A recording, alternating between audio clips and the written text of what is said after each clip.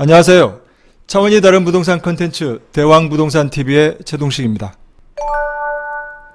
이번 영상의 주제는 지난 11월 10일 제3차 부동산 관계장관 회의 주요 내용입니다.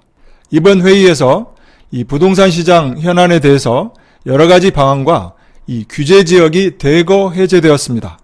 이번 영상도 끝까지 잘 시청하셔서 많은 도움 되시길 바랍니다. 그럼 지금 바로 시작하겠습니다. 시작하기 전에 구독과 좋아요, 알림 설정 꾹 눌러주세요.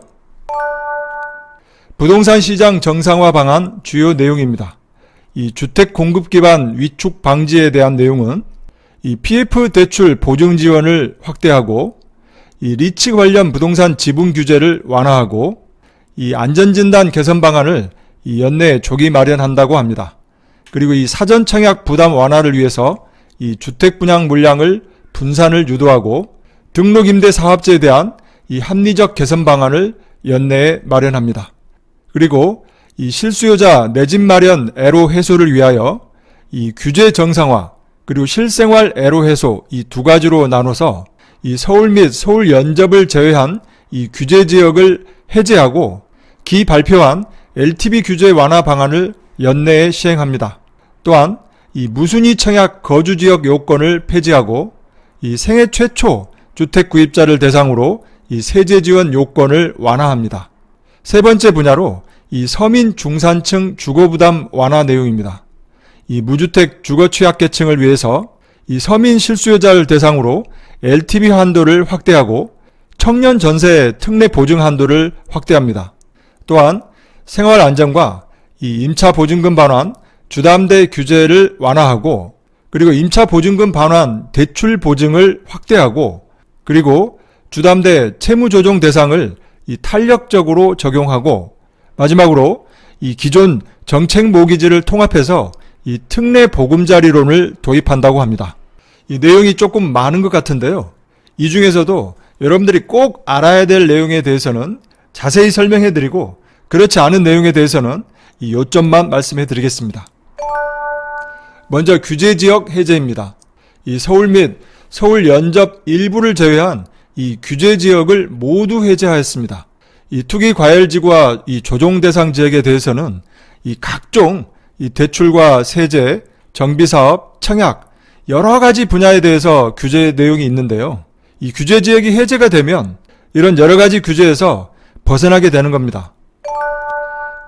이번에 이 규제 지역이 해제된 이후에는 이 서울시와 광명시, 과천시, 성남시의 수정구와 분당구, 그리고 이 하남시만 남게 되어 있습니다. 인천과 세종시를 포함해서 이 경기도권은 대부분 해제가 되었는데요.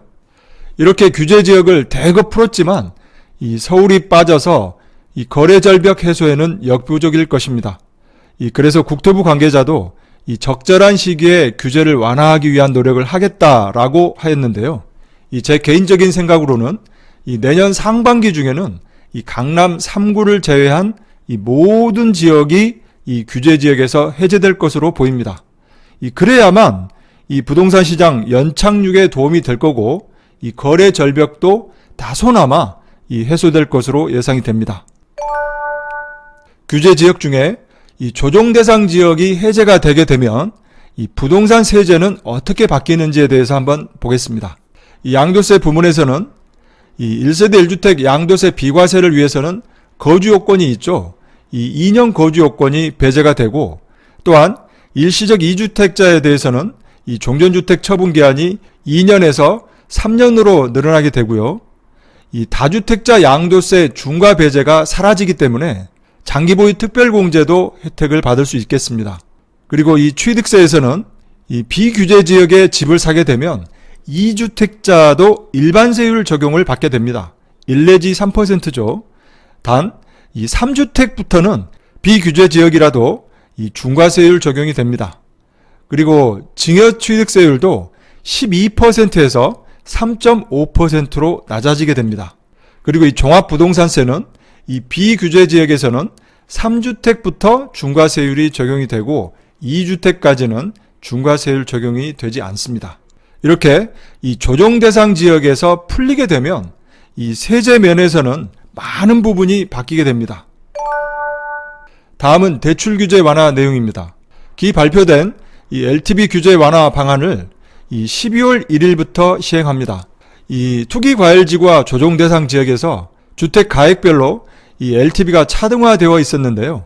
50%로 일원화하였습니다. 또한 이 투기과열지구에서는 이 15억 초과 아파트에 대해서는 주택담보대출이 금지되어 있었는데요. 이 부분도 해제됩니다.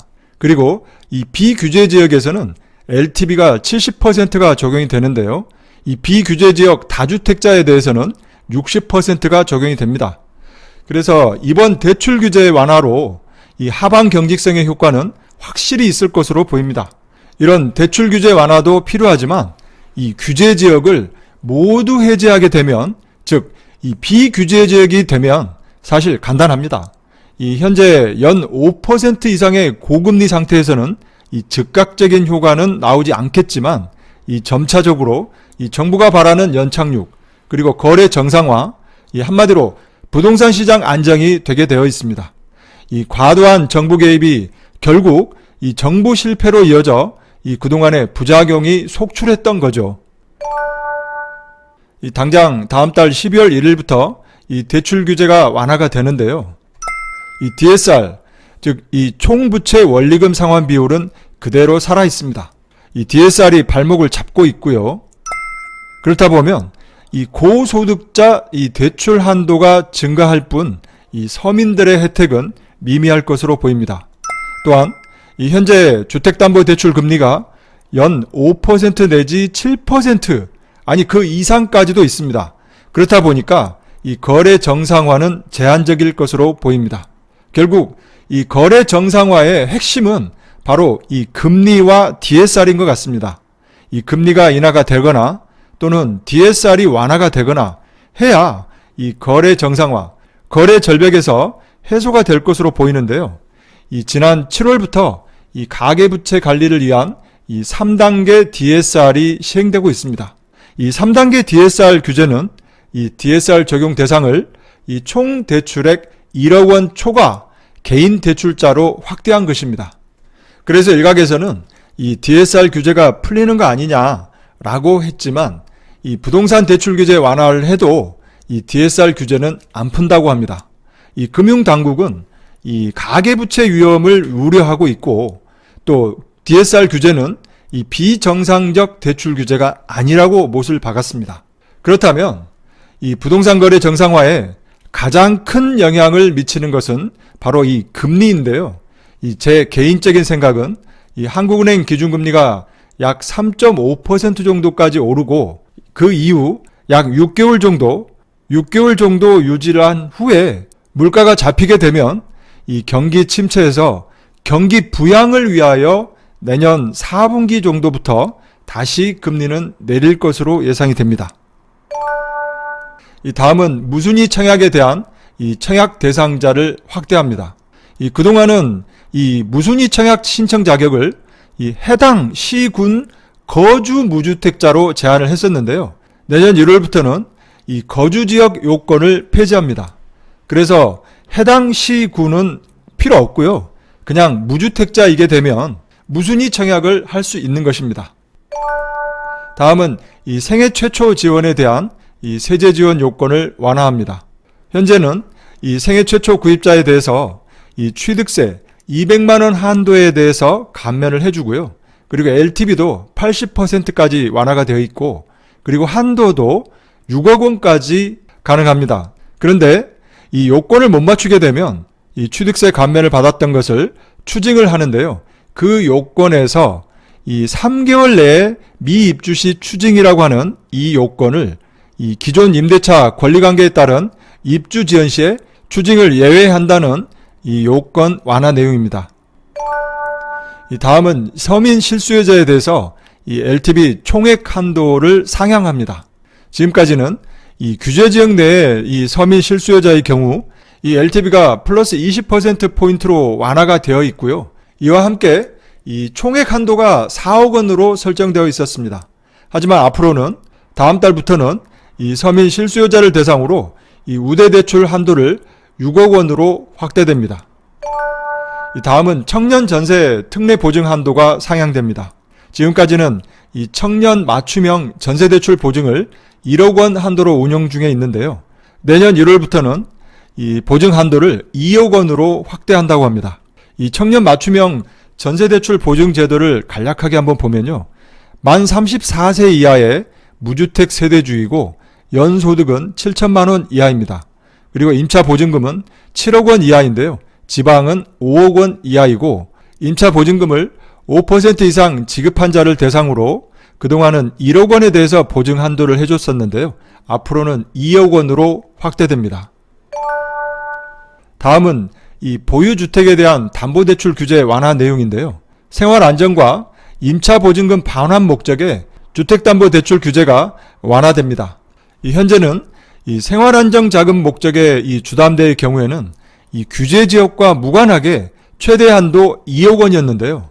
그리고 이 집주인의 임차보증금 반환 목적의 경우에는 2억 원을 초과하는 게 가능했었는데요. 이 규제지역이나 주택가격, 보유주택수 등에 대해서 엄격한 조건이 부과됐었습니다.